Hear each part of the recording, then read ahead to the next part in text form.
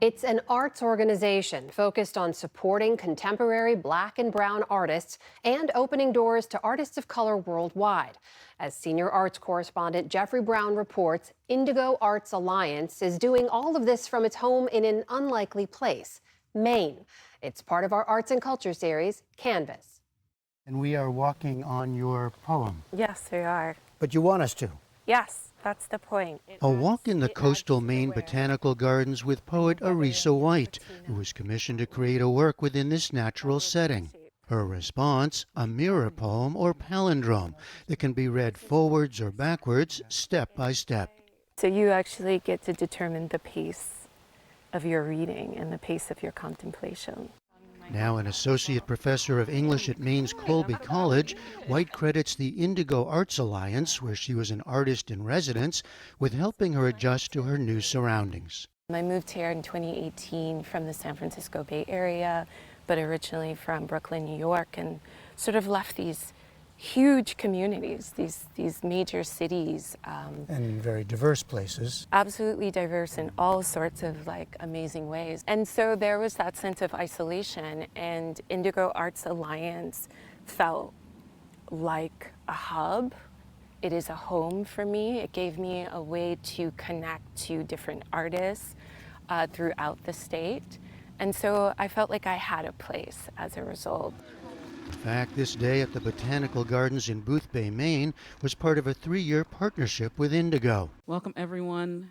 Called Deconstructing the Boundaries, it involved artist talks, workshops in clay and beading, and discussions of public life today. It's also brought new artworks to the gardens, including this sculpture called In the Voice of Trees by Indigo's co-founder Daniel Minter. It's the ideas, people who want to make connection. We're reaching out to build community with people who wish to make connections.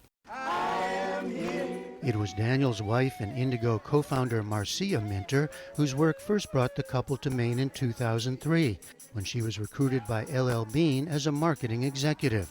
It seemed a good career move, but the Minters had concerns about coming to a state then and still one of the least diverse in the nation.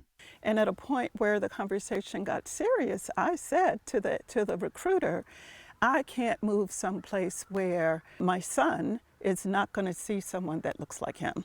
But they also saw an opportunity towards something larger, through art. Marcia Minter spent 16 years at LL Bean before she and Daniel founded Indigo in 2018 in Portland, where the group now owns an 8,000 square foot artist-in-residence studio and community space. I realized that there could be a place for us, and we decided to give it a shot. Mm-hmm. That doesn't mean the path has been easy. That doesn't mean that we have been welcomed with open arms at every turn. It has not been easy. We have really had to build community here. We have had to seek and find community of all kind, not just other Black people or other brown people or indigenous folk, but people, period. And because that was the only way that we could stay here, we made it our mission. Building connections through art and history has been a major part of Daniel Minter's own practice, also based in Portland, where he works in many forms, including sculpture, painting, collage. He's also illustrated more than a dozen books for young readers, winning numerous honors. And a large-scale immersive installation he created is featured in a major exhibition on the transatlantic slave trade, In Slavery's Wake, organized by the National Museum of African American History and Culture, now traveling to museums around the globe. This is one of the first images I did to help tell that story. He's also told a little-known piece of Maine's history of racism through a multi-year project exploring a small mixed-race community on Malaga Island, just off the Maine coast, active from the Civil War until 1912, when the state forcibly removed its residents.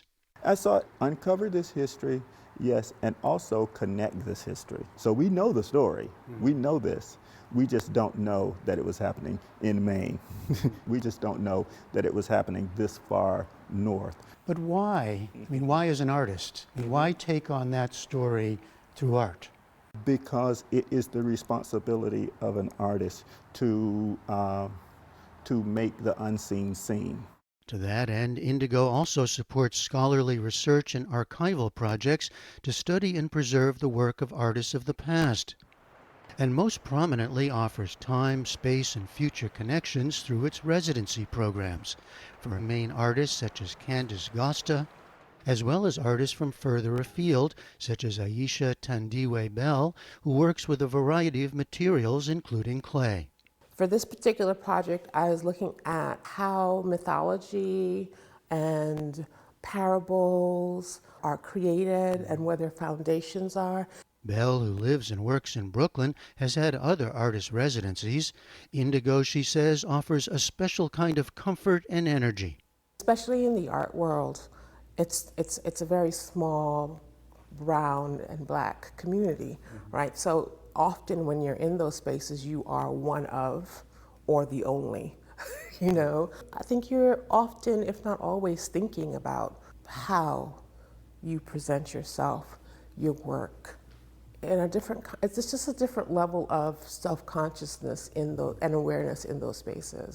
I will eventually finish this, and one of the hands is going to hold this basket. Another artist this summer, Alejandra Quadra.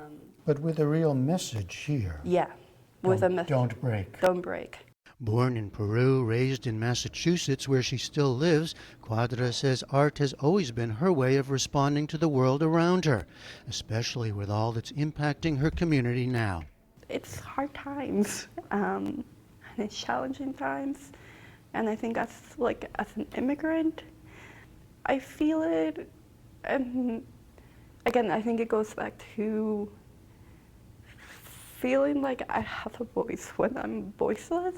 Like arts organizations around the country, Indigo Arts Alliance has recently lost grants from the National Endowment for the Arts.